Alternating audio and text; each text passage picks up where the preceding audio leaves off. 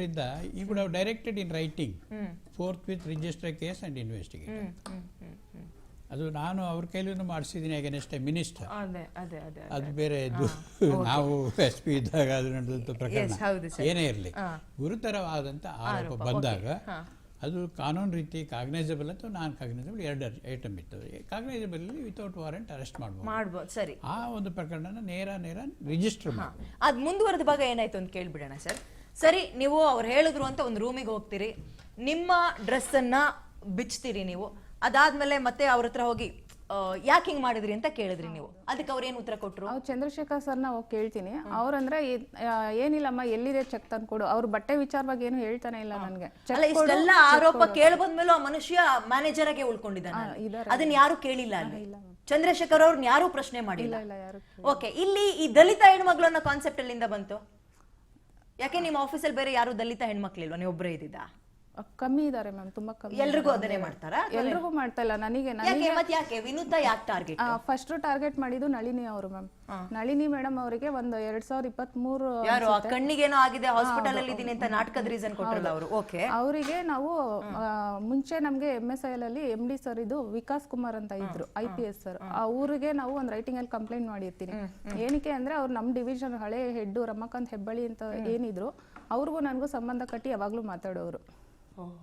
ಆ ವಿಚಾರವಾಗಿ ನಾವು ಎಷ್ಟು ಸತಿ ಹೇಳಿದೀವಿ, ಆತರ ಎಲ್ಲ ಮಾತಾಡ್ಬೇಡಿ, ಏನಕ್ಕೆ ಹಂಗ್ ಮಾತಾಡ್ತೀರಾ, ಏನ್ ನೋಡಿ ಆತರ ಮಾತಾಡ್ತೀರಾ ಅಂತ. ಅಂದ್ರೆ ಇಲ್ಲ, ನಿನ್ನ ಅವ್ರು ಇಲ್ಲಿ ಕರ್ಸ್ಕೊಂಡಿರೋದೇ ಅದೇ ರೀಸನ್ಗೆ. ಮದ್ವೆ ಆಗಿದೆ? ಹಾ, ಮದ್ವೆಗೆ 3 ಜನ ಹೆಣ್ಮಕ್ಳಿದಾರೆ ಮ್ಯಾಮ್. ಹಂಗಾಗಿ ನಾವು ಅವ್ರಿಗೆ ಹೇಳಿದ್ಮೇಲೆ ಅವ್ರು ಏನು ಕೇಳ್ತಾ ಇರ್ಲಿಲ್ಲ. ಯಾರು ಸಿಗ್ತಾರೋ ಎಲ್ಲರಿಗೂ ಹೇಳೋರು. ಅಂದ್ರೆ ಹೆಬ್ಬಳ್ಳಿ ಸರ್ ಇವಳನ್ನ ಇದು ಕರ್ಸ್ಕೊಂಡಿರೋದೇ ಅವ್ರ ಪರ್ಸನಲ್ ಯೂಸಿಗೆ, ಅವ್ರ ಇದಕ್ಕೆ ಅಂತ ಎಲ್ಲ ಹೇಳ್ಬಿಟ್ಟು ಇದನ್ನ ನಳಿನ ಶುರು ಮಾಡಿದ್ರು. ಹೌದು, ನಳಿನಿ. ಓಕೆ, ಆಮೇಲೆ ನಾವು ಇವರು ಚಂದ್ರಶೇಖರ್ ಅವರು ಅವ್ರು ಹೇಳದಕ್ಕೆ ತಾಳಕ್ಕಂಗ್ ಕುಣಿಯೋರು. ಹೌದು, ಚಂದ್ರಶೇಖರ್ ಅವ್ರಿಗೆ ನಾವು ಅವ್ರ ಅಂಡರ್ ಅಲ್ಲಿ ಕೆಲಸನೇ ಮಾಡಿಲ್ಲ ಮ್ಯಾಮ್ ಇಲ್ಲಿವರೆಗೂ. ಯಾವಾಗ ಹಳೆ CGM ರಿಟೈರ್ಡ್ ಆದ್ರು, ಅವ್ರು ರಿಟೈರ್ಡ್ ಆಗುವಾಗ ಚಂದ್ರಶೇಖರ್ ಅವ್ರಿಗೆ ಚಾರ್ಜ್ ಕೊಟ್ಟಿರೋದು ಚಿಟ್ ಫಂಡ್. ಅವರು ಯಾವಾಗ ಚಾರ್ಜ್ ತಗೊಂಡ್ರು ಡೇ 1 ಇಂದಾನು ಫೈಲ್ ಕಳ್ತಾನ ಅದು ಇದು ಮತ್ತೆ ಎಲ್ಲರ ಎದುರಿಗೂ ಬೈಯೋದು, ಇನ್ಸಲ್ಟ್ ಮಾಡೋದು, ಈ ತರ ಮಾಡಕ್ ಸ್ಟಾರ್ಟ್ ಮಾಡಿದ್ರು. ನಳಿನಿ ಅವ್ರಿಗೆ ಹಳೇದ್ ಏನ್ ನಾವು ಕಂಪ್ಲೇಂಟ್ ಮಾಡಿದ್ವೋ, ವಿಕಾಸ್ ಕುಮಾರ್ ಸರ್ ಅದನ್ನ ಎನ್ಕ್ವೈರಿ ಮಾಡಿ ಅದರಲ್ಲಿ ನಳಿನಿ ಅವರು ತಪ್ಪೊಪ್ಕೊಂಡಿರೋದು ಇದೆ. ಅದ್ರದೇ ಆಗಿರೋ ನೀವು 23ನೇ ತಾರೀಕು ಇನ್ಸಿಡೆಂಟ್ ಆಯ್ತು ಮ್ಯಾಮ್. 24ಕ್ಕೆ ನಾನು ಆಫೀಸಿಗೆ ಹೋಗ್ತೀನಿ. ಹೋದಾಗ ನನ್ನ ಆಫೀಸಲ್ಲಿ ಕೂರ್ಸಿಲ್ಲ ಅವರು. ವೀಣಾ ಮೇಡಮ್ ಏನ್ ಹೇಳ್ತಾರೆ, ಕೋಟ್ಯಾಂತರ ಜನ ಇದ್ದಾರೆ, ಯಾರು ಬೇಕಂದ್ರೂ ಕೆಲ್ಸಕ್ಕೆ ತಗೊಬೋದು, ಇದು ಕ್ಲಿಯರ್ ಆಗೋವರೆಗೂ ಕೆಲಸ ಕೊಡಬೇಡಿ ಅಂತ ಹೇಳ್ಬಿಟ್ಟು ಎಂಟ್ರೆನ್ಸ್ ಅಲ್ಲಿ ಕೂರಿಸ್ತಾರೆ. ಫುಲ್ ಡೇ ಎಂಟ್ರೆನ್ಸ್ ಅಲ್ಲೇ ಕೂರಿಸಿದ್ದಾರೆ.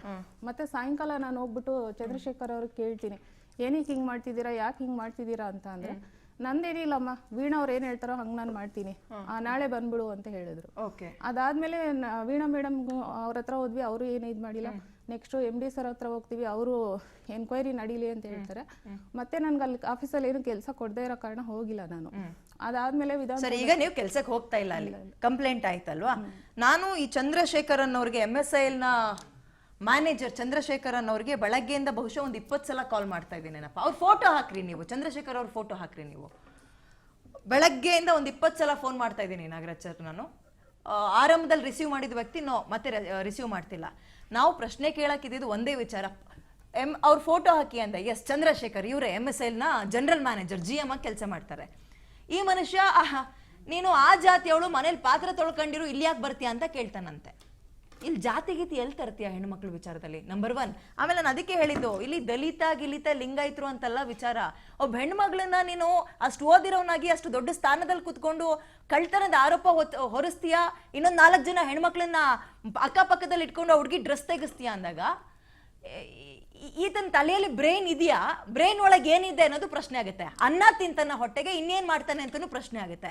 ಇಷ್ಟೆಲ್ಲ ಆರೋಪ ಕೇಳಿ ಬಂದ್ಮೇಲೂ ಆತನನ್ನ ಅದೇ ಕುರ್ಚಿಯಲ್ಲಿ ಫೆವಿಕಾಲ್ ಅಂಟಿಸಿ ಹಾಕಿ ಕೂರ್ಸಿರ್ತಾರಲ್ಲ, ಅವ್ರು ಯಾರು ಅಂತಾನು ಬರುತ್ತೆ ಪ್ರಶ್ನೆ. ಹೆಣ್ಮಕ್ಳು ವಿಚಾರ ಸರ್ ಬಹಳ ಸೆನ್ಸಿಟಿವ್ ವಿಚಾರ ಇದು. ಔಟ್ಸೈಟ್ ಅದು ನಾನು ಇಷ್ಟೇ ಹೇಳೋದು, ಎಲ್ಲಾನು ಸರಿ ಇಲ್ಲ. ಒಂದು ಇಲ್ಲಿ ವಿಚಾರ ಗಂಭೀರವಾದ ವಿಚಾರ. ಗಂಭೀರವಾದಂಥ ವಿಚಾರದಲ್ಲಿ ಈ ಥರ ಒಂದು ತಾರತಮ್ಯ ತೋರೋದಿದೆಯಲ್ಲ, ಅದು ಕೂಡ ಅಪರಾಧನೇ. ಅವರು ಕೂಡ ಅಪರಾಧಿಗಳಾಗ್ತಾರೆ. ಯಾಕೆ ಹೇಳಿದ್ರೆ, cognizable complaint that to work ಪ್ಲೇಸಲ್ಲಿ ಆಗಿದೆ ಅಂದರೆ ಇದು ಮ್ಯಾನೇಜ್ಮೆಂಟ್ ಕೆಲಸ ಇದೆ, ತೀವ್ರವಾದ ವಿಚಾರಣೆ ಆಗಬೇಕು, ಆ ಟೈಮ್ ಲೈನ್ ಇದೆ, ಇಷ್ಟು ದಿವಸದಲ್ಲಿ ಆಗ್ಬೇಕಂತ ವಿಚಾರಣೆ, ಅದು ಕೂಡ ಲಾದಲ್ಲಿದೆ. ಆ ವಿಚಾರಣೆ ನಂತರದಲ್ಲಿ ಸತ್ಯಾಸತ್ಯತೆ ಕಂಡು ಮೈನರ್ ಇದ್ದರೆ ಅದನ್ನು ಅವರೇ ಪೆನಾಲ್ಟಿ ಹಾಕಿ ಇನ್ನೊಂದು ಹಾಕಿ ಅಥವಾ ರ್ಯಾಂಕ್ ರೆಡ್ಯೂಸ್ ಮಾಡಿ ಅಥವಾ ಇನ್ಕ್ರಿಮೆಂಟ್ ಕಟ್ ಮಾಡಿ ಮಾಡ್ಬೋದು. ಇಲ್ಲ they have if the victim prefers ನಾನು ಪೊಲೀಸ್ ಕಂಪ್ಲೇಂಟ್ ಕೊಡಬೇಕಂದ್ರೆ they have to helper to go to the police. ಹೌದು, ಕರೆಕ್ಟ್. ಇದು ಯಾರ ಕೆಲಸ ಅಂದ್ರೆ ಯಾರು ಮ್ಯಾನೇಜ್ಮೆಂಟ್ ಇರ್ತಾರೆ ಅವ್ರ ಕೆಲಸ. ಈಗ Management ಬೇಲಿನೇ ತಿರುಗ್ ಬಿದ್ದಾಗ ಇನ್ನೇನ್ ಅದೇ ಮಾಡ್ತಾರೆ ಸರ್? ಬೇಲಿನೇ ಎದ್ದು ಹೊಲ ಒಂದ್ ಮೇಯುವಾಗ break ತಗೊಳ್ತೀನಿ, ಬರ್ತೀನಿ ಅವರು ನಾನು. ಕೂಡ ಅಪರಾಧಿಗಳು.